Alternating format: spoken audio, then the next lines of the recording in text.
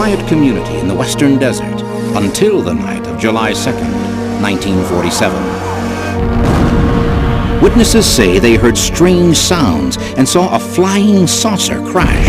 And there was 4 beings laying on the ground, 3 to 4 feet high. The military took control of the area. They gathered the crap, they gathered the bodies. And at a press conference said it was just a weather balloon. But many say that the weather balloon story was an attempt to cover up a crash of a vehicle from another planet. What really happened that night?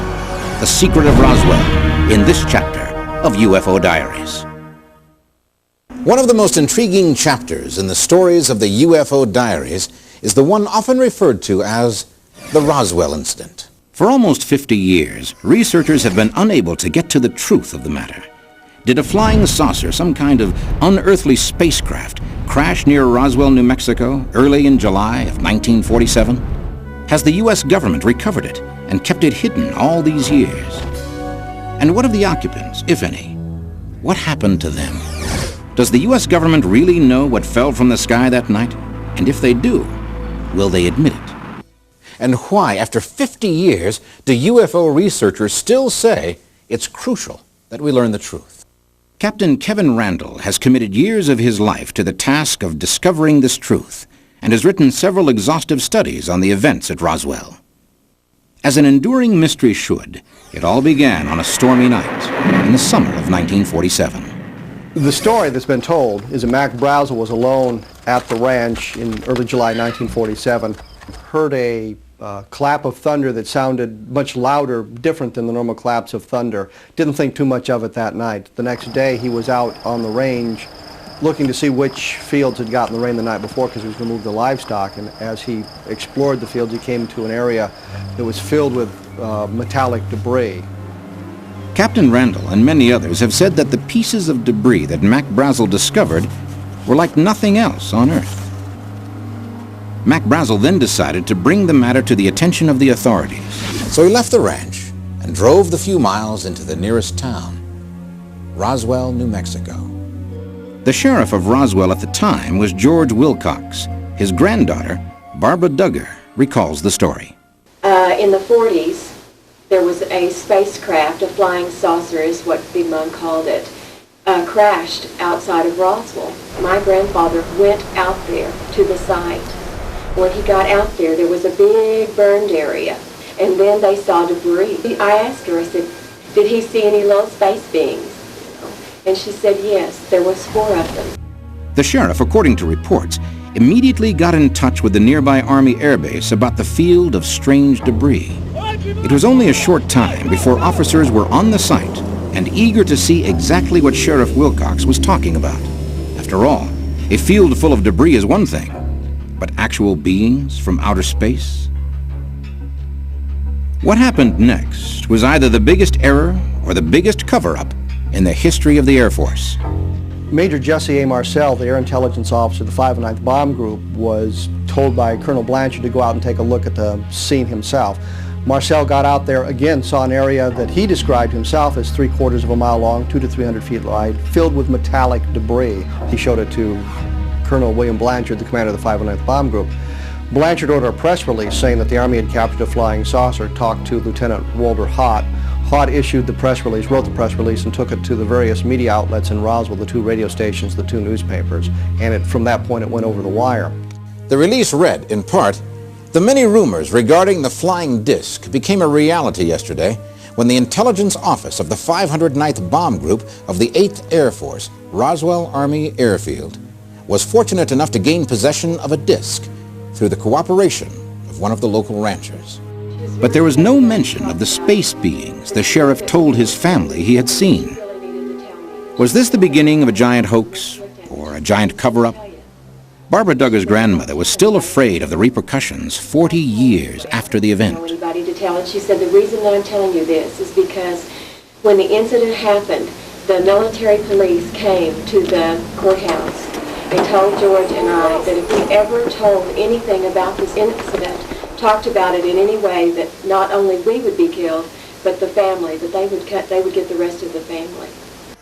But if the Air Force had already admitted publicly that they had in their possession a flying saucer, Why threaten a local official and his family if they didn't keep silent? And according to Bill Brazel, Mac's son, his father was also sworn to secrecy.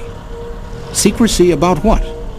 Had Mac Brazel found something more than just a field littered with strange debris?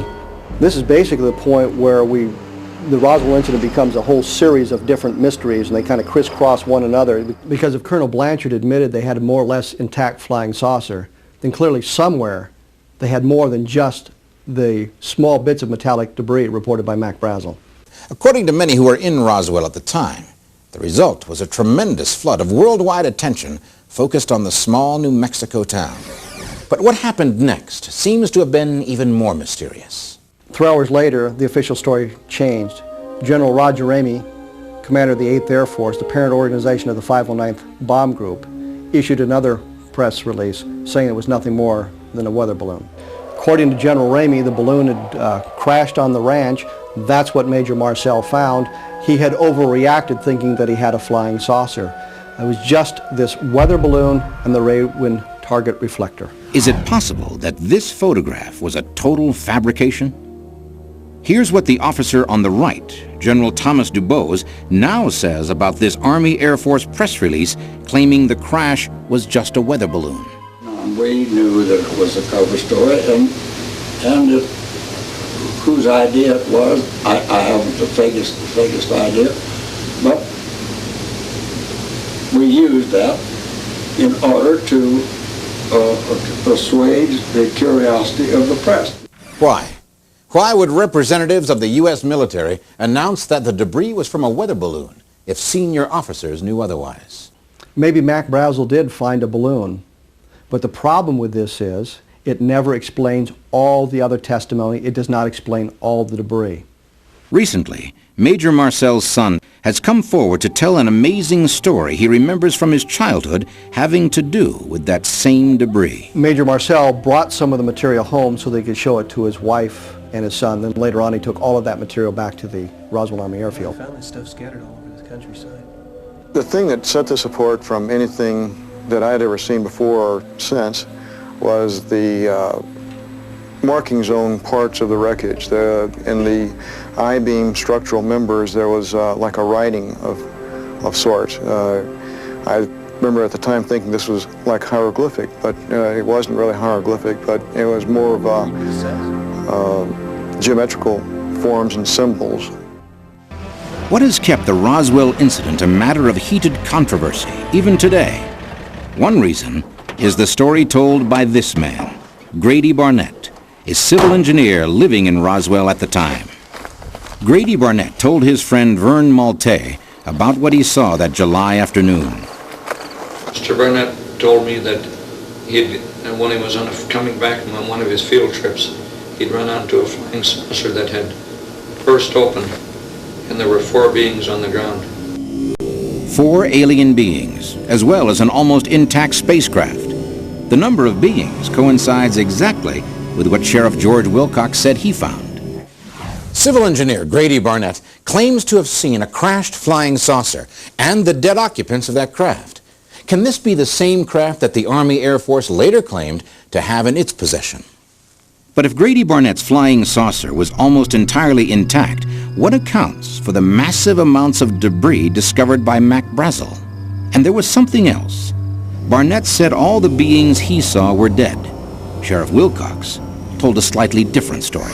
And Granddaddy said their heads were large, and the little suit that they had on was just, you couldn't, it was just like silk or something. And I asked her, I said, were the little men alive? Were they dead? And she said, I think one of them was alive. Could it be there were 2 flying saucers instead of just 1, each carrying a crew of 4? Some UFO researchers believe that this is the only explanation. By all accounts, the debris was all very small. If these were pieces of a craft of some kind, it must have been totally obliterated. Based on first-hand accounts of other people who were involved, it's clear that the solution to the mystery was going to be found miles away from the Brazel Ranch, much closer to Roswell. Since the vessel was made of such super strong material, whatever destroyed it must have been a tremendous force. And what about the material found at the Mac Brazel Ranch? By all accounts, the debris was clearly not something from this earth. The material discovered at the debris field defied all attempts of the people to explain what it was. The foil could not be cut. The wood-like material couldn't be whittled. It couldn't be burned. So clearly we have material that is not like anything that was available in our society in 1947. Is it possible that the pieces of debris found on the ranch were really something quite natural? For example, could they have come from a meteorite? Well, a meteor would enter the Earth's atmosphere at, of course, very high speed, and once it meets the resistance of the Earth's atmosphere, it begins to burn up and lose, of course, its size. And what's more, a meteor that landed with an audible impact would have left a gigantic impact crater, such as the one in Arizona. Whatever struck the ground in New Mexico left no crater. Did create a gouge in the terrain, but that's more suggestive of some kind of a controlled crash than something falling out of the sky. Some have suggested then that the debris could easily have been the wreckage from a top-secret spy plane. During the late 1940s, the former Soviet Union was very curious about American nuclear bomb experiments, which were conducted only 100 miles from Roswell. A spy plane trying to capture these secrets would logically fly to that part of the country. The Soviet Union had nothing of the kind in 1947. In fact, using Freedom of Information, we checked to see if any Soviet aircraft had penetrated the coastal defense zones in 1947. Absolutely no evidence of any Soviet attempts to fly any kind of aircraft inside the United States in that time frame. But UFO researchers have recently discovered that the Soviet Union did have an interest in Roswell. George Knapp recently returned from a trip to the former Soviet Union. He discovered that the Russians had a very high level of interest in the events of Roswell in 1947, and they came to some startling conclusions. We met a scientist while we were in Russia who worked under a guy named Sergei Korolev, who's the father of Russian rocketry. And Korolev had told this doctor about his meeting with Joseph Stalin in the late 1940s. Stalin had an intense interest in UFOs, and one of the things he wanted to know about was Roswell. At the time, the late 40s, Roswell, New Mexico, was a hotbed of Russian espionage activity because we had so many secret military programs there. So they heard about Roswell, and they were curious about it. And he had his scientists and his spies study it, and the conclusion they came up with was that Roswell was real, that something really did crash there, that it wasn't a weather balloon, and it wasn't anything of earthly origin. They didn't know exactly where it came from, but they knew it wasn't ours and it wasn't theirs, and this was something that was of monumental importance that needed to be studied. Still, at the center of this story was the man who had, in a sense, started it all, Mac Brazel. Brazel was a virtual prisoner at the ranch. If this is true, then it would seem the Army feared he might tell others the truth about what he'd seen. Then, another unexpected development in the Roswell incident. Come on over, take a look at this. It'll be all right. It'll be okay. Come on over. Come here.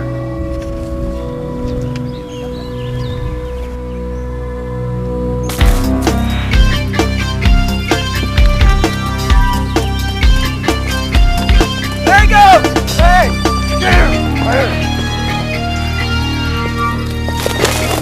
Where'd he go? Where'd he go? Over there. This way, there. This way.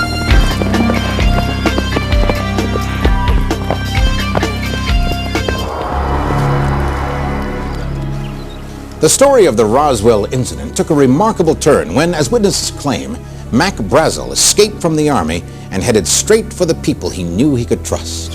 His friends at radio station KGFL in Roswell would later tell how they hid Brazel at one of their houses. We offered him a place to stay that night so he could get away from a lot of people with questions. The plan had been to broadcast an interview with Mac Brazel, but Judd Roberts tells us that he'd gotten a number of phone calls from Washington, D.C. that prevented them from broadcasting the interview. Suggestion was made to us that if we wanted to keep our license, we would not use the interview on the air, because that would give us about 24 hours to find something else to do beside the radio business. Can this really be true? Did the U.S. Army use coercive tactics to ensure Mac Brazel's silence? And if so, his silence about what? But while at the base, he was virtually a prisoner. We know that he was kept at the guest house under guard, which is not exactly being in jail, but it's basically the same thing. On the evening of July 9th, the military took Mac Brazel to the various media outlets in Roswell, and here he was telling them a story that differed significantly than what he had told them on July 6th. What I found yesterday in my field was a weather balloon. A what? A weather balloon. What are you talking about?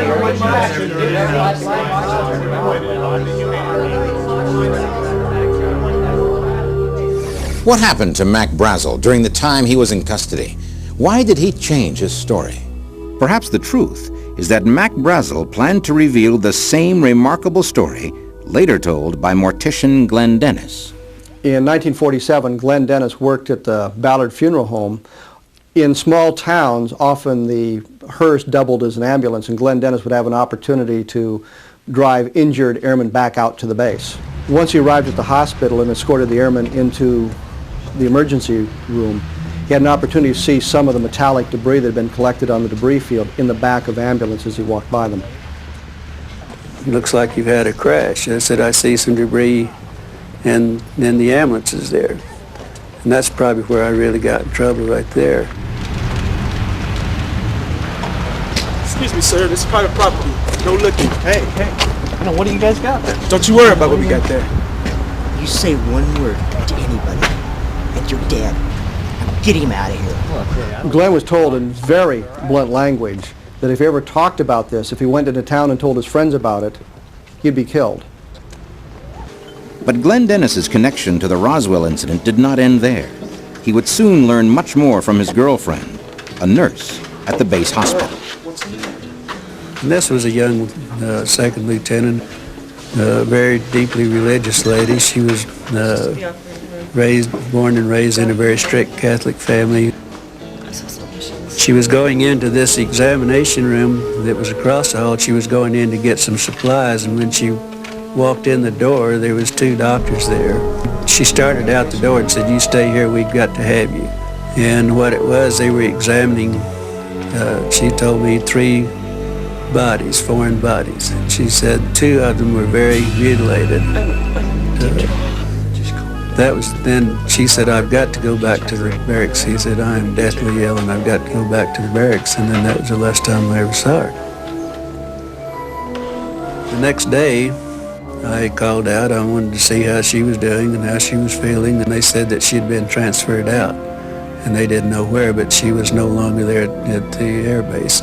What happened to the nurse who was pressed into duty on that fateful July day? Did she see, perhaps even work on, the bodies described by Sheriff Wilcox? Could this really have happened? And if so, are the bodies even related at all to the debris found by Mac Brazel? If this is the real solution to the Roswell mystery at last, it unfortunately only raises other equally difficult questions. If there were 2 saucers, or one that broke into 2 pieces, where are all of those pieces now? And if the alien pilots really were taken away from the crash site, what became of them? Sappho Henderson, the widow of an Air Force pilot flying out of Roswell at the time, claims to have the answer. I guess if they're putting in the papers now, it's no longer a top secret. And he said he bought the papers, and we went to the car, and he said, "Read those." And I read the article, and he said, "It's a true story." He said, "Not only did I know about it, but I'm the pilot that took the crashed saucer to Dayton, Ohio." Was undeniable proof of extraterrestrial life carefully transported to Dayton, Ohio, and hidden away? Even if it were possible to piece together the truth about the Roswell incident, can we somehow prove once and for all what really happened? Or has the evidence been locked away where the general public could never find it? We know enough about what happened to realize the government collected everything. They policed the area, they gathered the craft, they gathered the bodies. They picked up everything. Best evidence is that the spacecraft and the bodies were collected in Hangar 84 at the Roswell Army Airfield, and that they were then sent to other bases around the country. We know, based on, again, good testimony, that a preliminary autopsy was held at the base hospital. The nurse that Glenn Dennis knew said that she saw 3 bodies inside the base hospital. So we know 3 of them were at the hospital at one time. What we have are a large number of people, many of whom are unknown to one another, telling the same basic story from different points of view, from Mac Brazel on the debris field to the men such as Major Edwin Easley, who was on the impact site, telling a story that dovetails nicely. If it was a hoax, we would not have the corroborative testimony that has been offered by these people. The Roswell incident seems to be a mystery that will never fully be explained unless more of the original eyewitnesses break the decades of silence. It does seem there's been an elaborate cover-up, lasting almost half a century and employing methods that may have at times been brutal. But could the wall of silence around the Roswell incident finally be breaking down? Will the government soon release the whole truth, exactly as it happened? After numerous requests from his constituents, New Mexico Congressman Steve Schiff has asked the U.S. Department of Defense for an official explanation of the events of July 1947. In March of 1993, New Mexico Congressman Stephen Schiff began an attempt to break through the wall of secrecy that's been hiding this event. But he was answered only by an Air Force colonel who claimed that the Department of Defense keeps its documents from that era on file in the National Archives, and that Congressman Schiff should contact them. A search of the archives only produced another mystery. Congressman Schiff eventually got a response from the National Archives, which said generally that they had no information in the archives about the events now known as the Roswell incident. Apparently, in the eyes of the Defense Department, the Roswell incident simply did not happen. Why are there no records of what numerous witnesses claimed they saw? A military operation carried out on private property. The Blue Book files contain absolutely no information about Roswell with the exception of a single paragraph in a single newspaper clipping in another file. So Congressman Schiff felt that response from the military, from the National Archives, did not answer the questions he had asked. But what of the threats, the intimidation, the secrecy? Are we to believe, as the government still seems to expect, that it was all over a weather balloon? For those who claim to have been eyewitnesses to whatever happened at Roswell, the events of July 1947 can never be forgotten. But until more evidence comes to the surface, the incident at Roswell is still another of the many unanswered questions in the Ufo Diaries. In December of 1965, residents of Kecksburg, Pennsylvania, not only saw, but actually found what many claim was a vehicle from outer space. The object was clearly seen not just falling, but appearing to land in the woods nearby. Within 2 hours, armed military forces of the U.S. government literally invaded this small Pennsylvania town, retrieved the object, and hauled it away. What was it that fell or landed near Kecksburg, Pennsylvania? Does the U.S. government have an authentic UFO in its possession? We'll attempt to discover the truth in this chapter of UFO Diaries. For 30 years, Kecksburg, Pennsylvania has been a town divided by a bizarre controversy. Many of its citizens claiming that nothing out of the ordinary has ever happened there, while other residents claim that in December 1965, this Westmoreland County village was briefly the home of a crashed UFO. What is the truth about this strange metal object that witnesses say crashed in the woods near Kecksburg? And why do some of them say the local people were ordered to keep quiet about what happened? Was it because they'd stumbled across some top-secret government project? Or because they'd seen an object that proved the existence of intelligent life on other planets? To learn the truth, we must return to that December afternoon in 1965. It was approximately 4:47 p.m. when the object impacted in the woods at Kecksburg. There are a number of local residents around Kecksburg who saw the object get down into the wood area. While none of these people reported any type of sound of impact, almost momentarily there was a column of blue smoke that rose up out of the woods. According to the eyewitness accounts, Kecksburg residents soon rushed to the spot where they now saw smoke rising through the trees. There, they say, they discovered a metallic object partially buried at the bottom of a ravine, still smoking from its long descent through the Earth's atmosphere.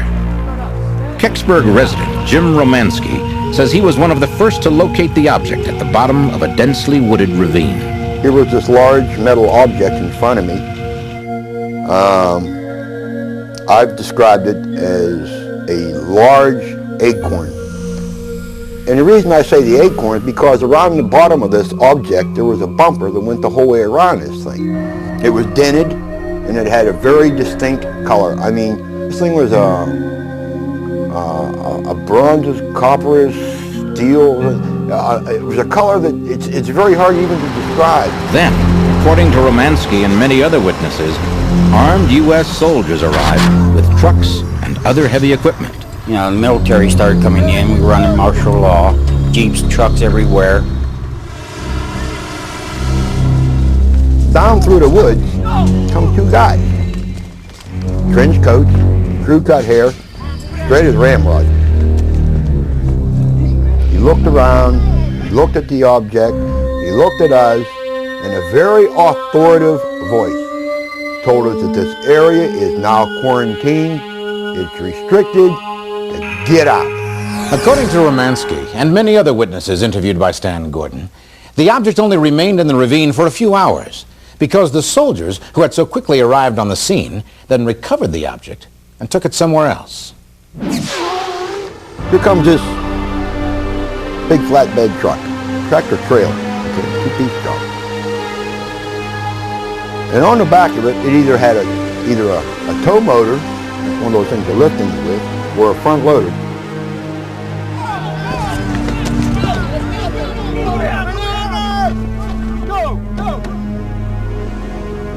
The back of this flatbed, they had this big tarp on it, and it was stretched down around this object. And it had the same outline. In fact, I know I could see the bumper under this tarp because you could see the shape of this thing. The tarp was pulled so tight that you could see the shape. And I knew in my mind that was what they brought down off that mountain, the object.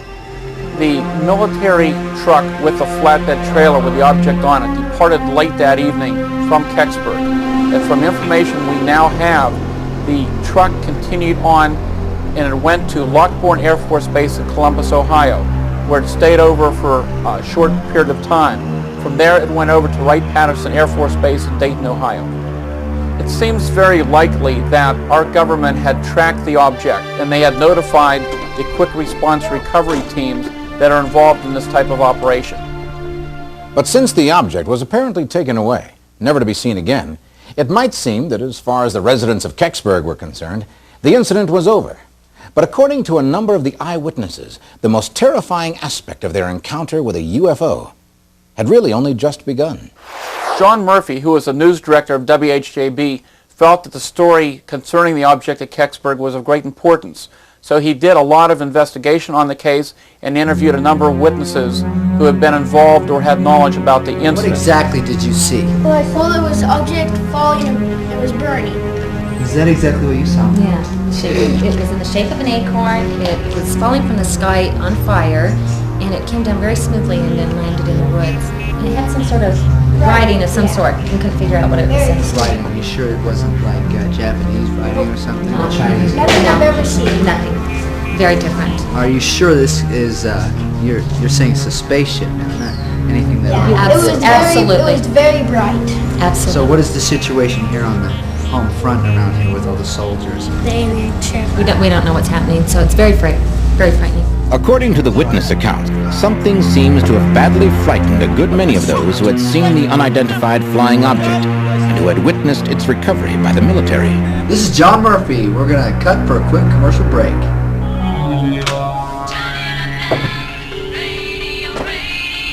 Hello, this is John. Hi, John. Hey, Sally, how are you doing? That was a great interview yesterday. You and your son did a good job. Well, you can't air that. Why? Because I made a big mistake. Oh, hold on. It's not the right story. What? Well, people make mistakes and I was wrong. Thanks a lot. Bye.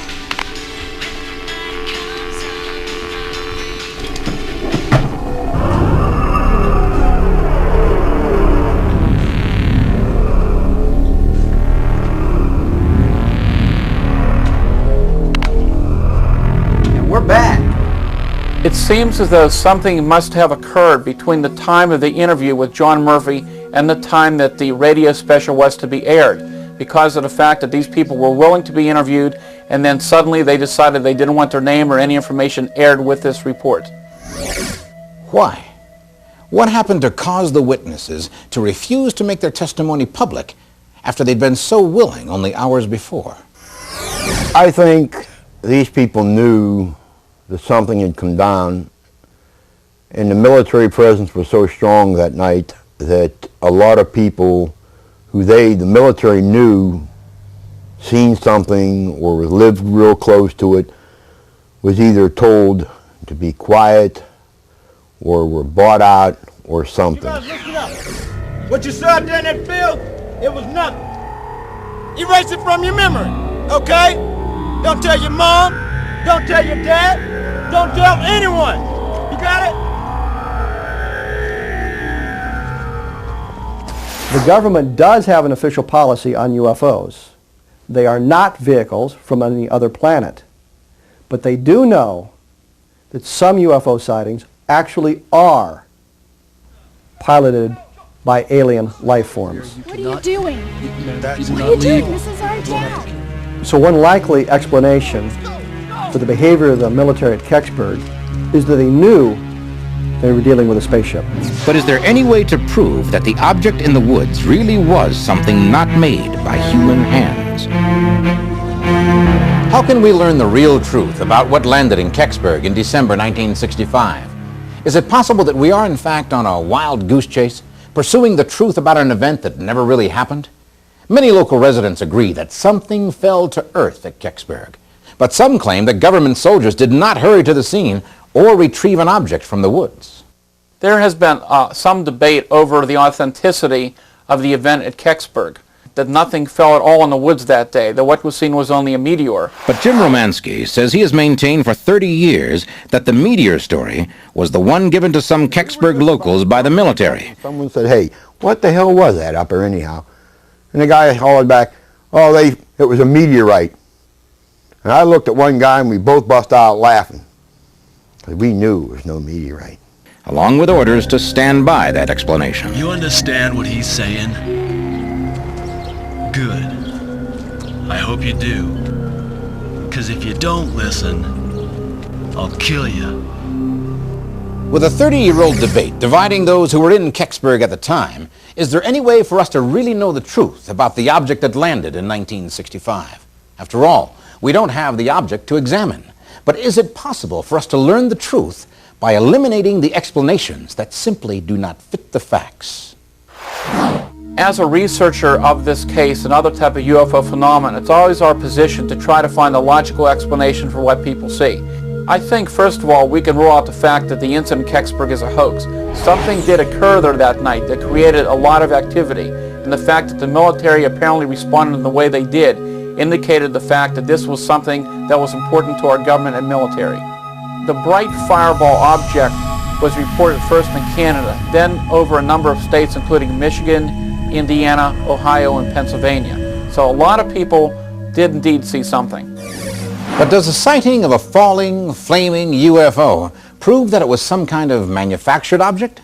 Or might it not simply have just been a meteor? Meteors are pieces of rock and other debris that burn up by friction in the Earth's atmosphere, and normally moving at a very high rate of speed, thousands of miles per hour. It seems that whatever the object was here, it made several different turns, unlike that of a meteor, which would normally move on a straight path. Those people who observed the object before it impacted indicate the fact that this object was moving very, very slow, almost gliding in, and indicated the fact that even some of the flames around the object could easily be seen individually. A flaming object that made a controlled landing, a metallic shape without joints or seams, strange markings, unlike anything on Earth, the rapid military deployment. If all these clues are based on fact, do they indeed add up to describe a vehicle from another world? There are a number of witnesses from around the Kecksburg area that indicate the fact that the military began to arrive in the area probably within about a couple of hours after the impact. The military apparently did not all arrive at the same time, but they periodically began to come into the area, indicating that they may have arrived from different locations. It's highly unlikely that military personnel would quickly respond to report of a meteorite. This is something that would commonly be done by civilian scientists. But according to Jim Romansky, the military not only arrived quickly, but immediately took over a central building for their own purposes. And as we approached the fire hall, I mean, man, you'd have thought there was an invasion going on. I mean, there were Jeeps and cars and trucks parked all over the place, all military, okay? And there were uniforms everywhere. And as we tried to approach the door to go back into the fire hall, there was 2 armed sentries or guards, whatever you want to call them, standing there. And they refused us to go in that fire hall. In fact, one of our guys asked to go in to go to the bathroom. And they said, see the weeds over there? Go. It reminded me of some of the war pictures I seen where these people, military people, come in and declare martial law. There are numerous documents that indicate the fact that the United States government has had in place for many years a system for handling the recovery of space objects that safely re-enter the Earth's atmosphere.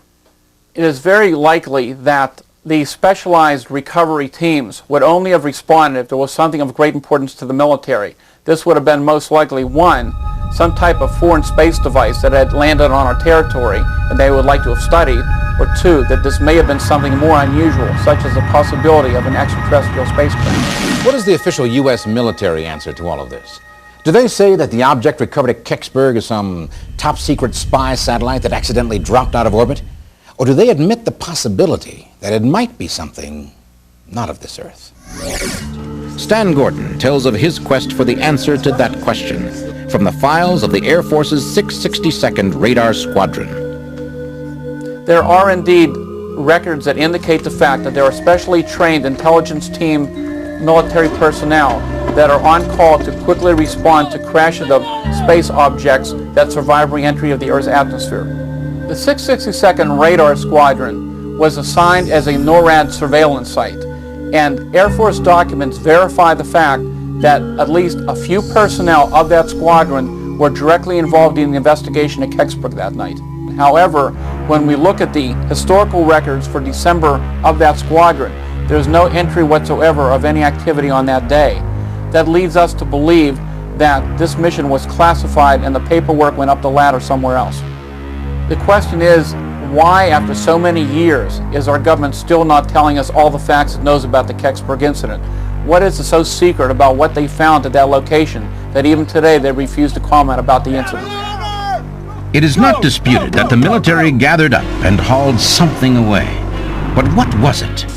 The mystery would take on a new and more surprising twist when reports of a secret Russian satellite suddenly began to surface.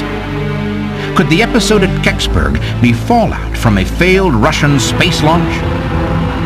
There seem to be only 2 viable explanations for the object that crashed at Kecksburg.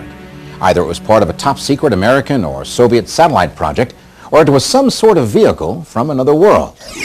Remember that by 1965, both the United States and the Soviet Union had the capability of putting nuclear weapons in orbit, and each was desperate to learn about the technology of the other. These rockets had segments that were jettisoned in flight and that fell back toward the Earth, presumably to burn up on re-entry. This practice has continued to the present day, and we now know that sometimes large parts of these space vehicles do not burn up entirely. Occasionally, a rather large fragment will actually reach the ground intact.